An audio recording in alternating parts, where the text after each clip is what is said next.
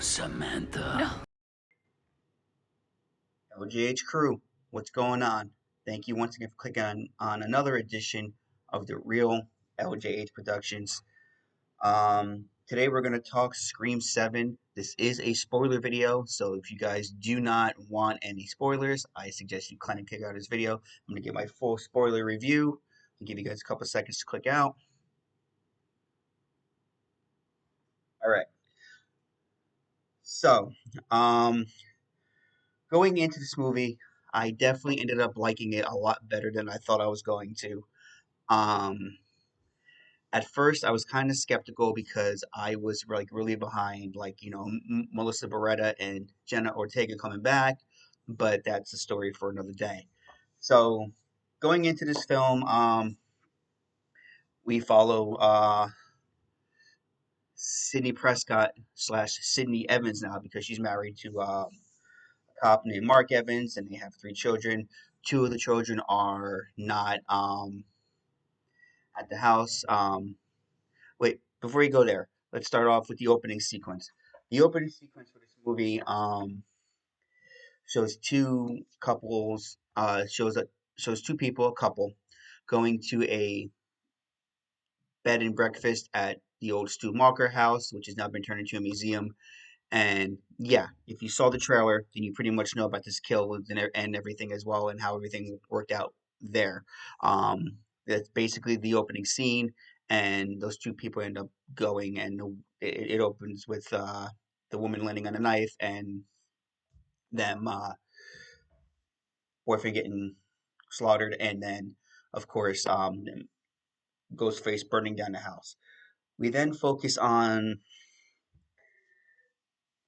we then go into a scene with Stu's daughter Tatum, who's named after Tatum, of course, in the first film, who got stuck in the garage. Um, I want to start by saying, going into this movie, like I said, I had like very low expectations. It was one of those things where I was like, all right, I'm going to see it, but I'm not going to think too highly of it. Um,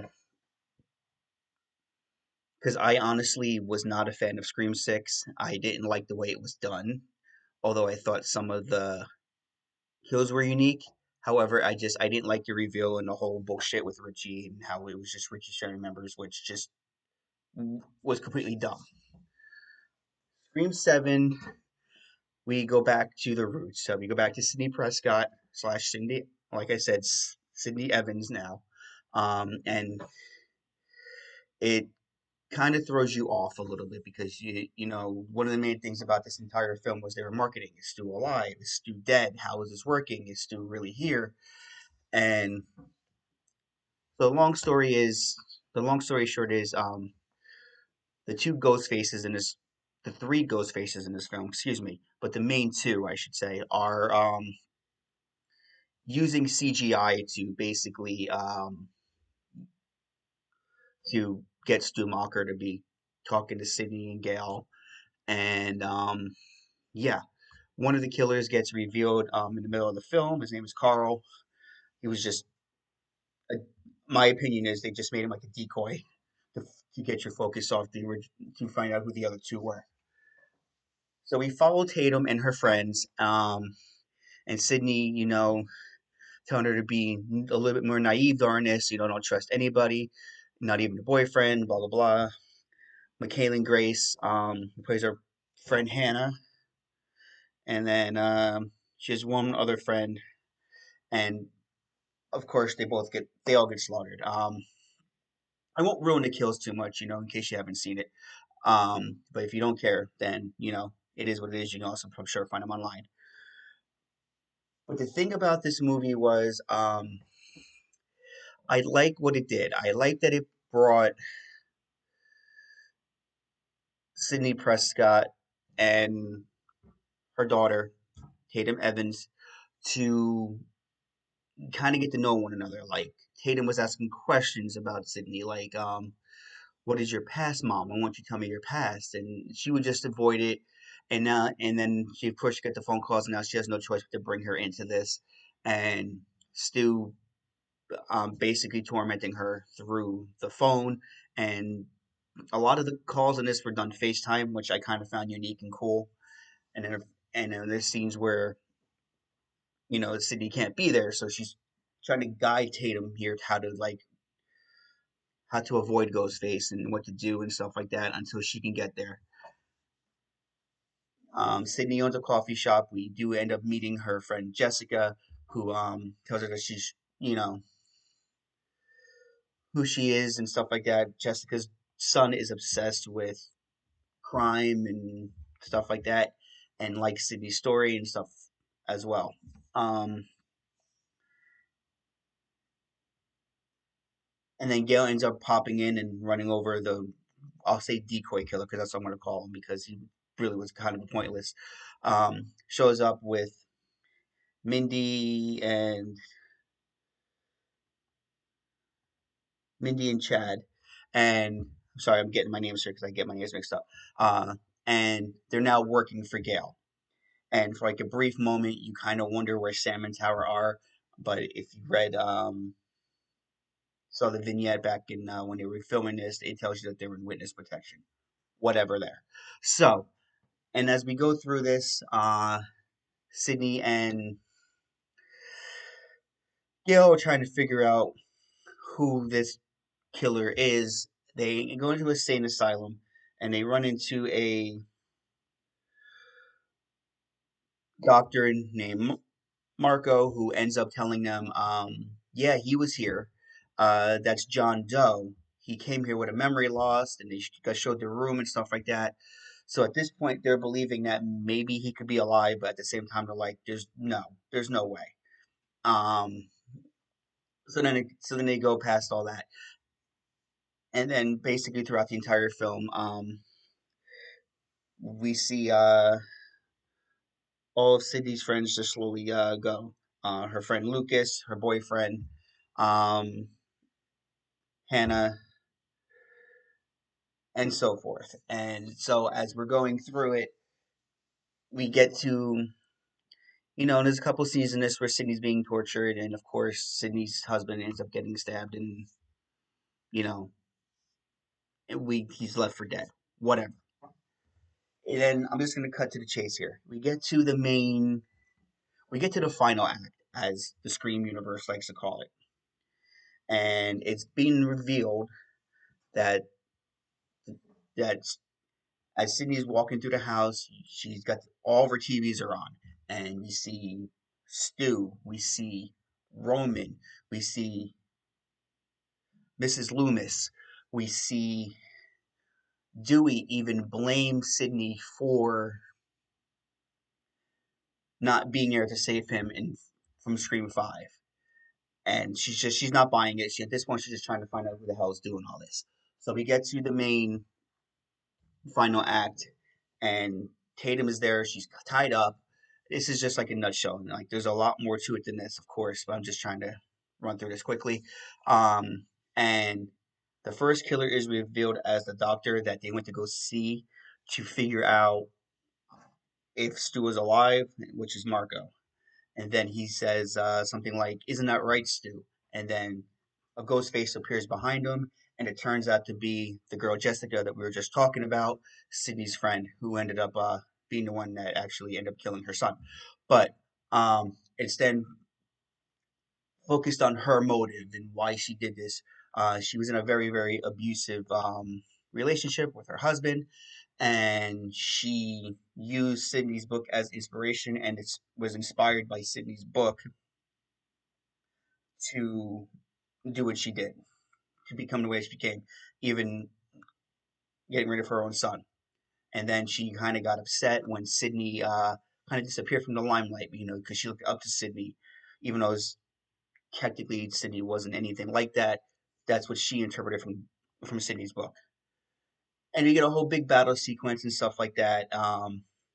And then, of course, it ends with Sydney finally trusting Tatum and telling her, you're gonna be strong like me, and that this might possibly keep happening. So, is it a good movie? Yes, I think Scream 7 is well written. I think they could have done a little bit more, yes, but at the same time, I think they knew what they were going for. They went for something a little different, and they didn't go with the typical. It's the boyfriend, it's a family member. This took it to a different level, where you know every past member with Sydney was always family, and even with 5 and 6 with Sam, it was something to do with Sam. It was something to do, Billy Loomis was Sam's father. Billy Loomis was Sam's father, yeah. And then Richie and Amber were friends, and whatever, everything connected. And then even in the sixth one, if you want to say that connected with friends, like okay, I'll give it to you. The whole Richie thing, that was just stupid. This one took a different type of motive. It took a fan and made her like nuts, and she was in the John Doe was Jessica. And of course, Mark, the guy Marco helped her escape, and they quickly get rid of him and stuff like that, and they don't quickly get rid of Jessica. It's a big fight sequence, but of course, Sydney and Tatum eventually end up winning, and Gail shows up later. Um, so it's one of those things where, and of course, Chad and Mindy are also okay. They had a battle with Ghostface as well. But it's one of those things where they didn't try too hard with this film. Like a lot of people were complaining that it just wasn't good. Uh, I disagree. I think the movie is done very well. I think it needs some work. I think they got to focus on a lot more things with Scream 8 that they could kind of focus on and not do. But for the most part, I thought it was a solid film. I didn't think it was terrible. I thought the motives in this were unique. Um, they were in the middle, I would say, of weak. They weren't weak, but they weren't good, but it made sense. See, like they went a different route, like I said before. Uh, I do want to see more.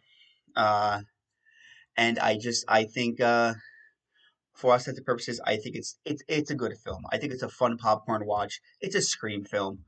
Um, and so I would say this going into it before seeing, and this is pretty big for me because after watching all the Screams again, I'll say this: Scream 4 has always been my all-time favorite. I honestly think that Scream 7 bumped it. Scream 7, I think, has become my new favorite, which would make Scream 4 second.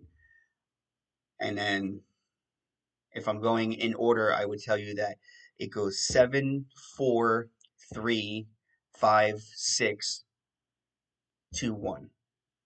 I would say are how my favorites are. Or 1, 2, I should say, because I'm not a big fan of 2. But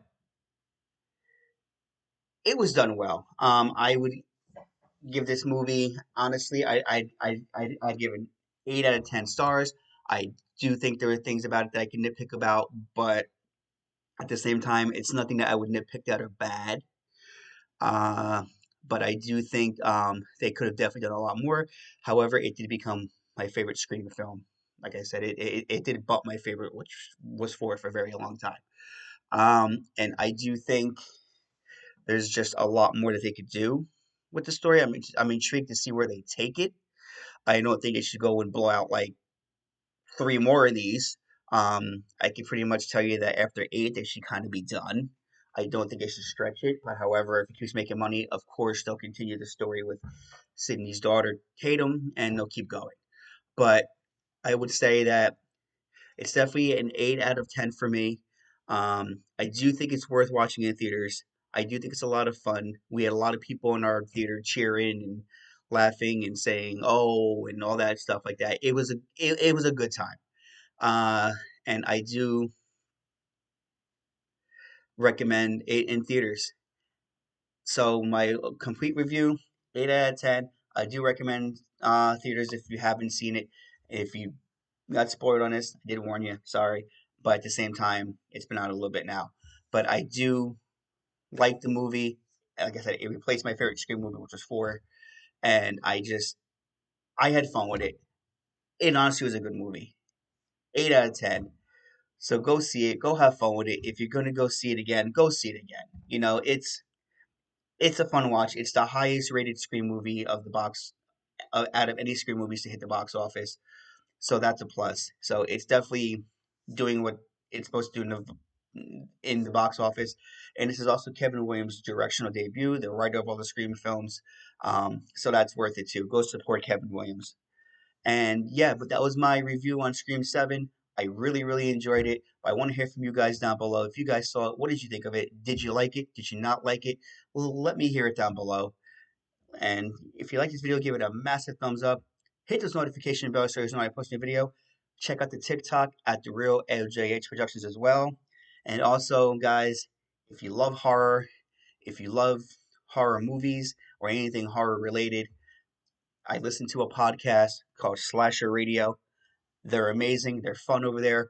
Go check them out. I highly recommend them. You won't be disappointed. But with that being said, guys, this does end another video, and I will see you guys real soon. And as they say in the movies, hear the lights.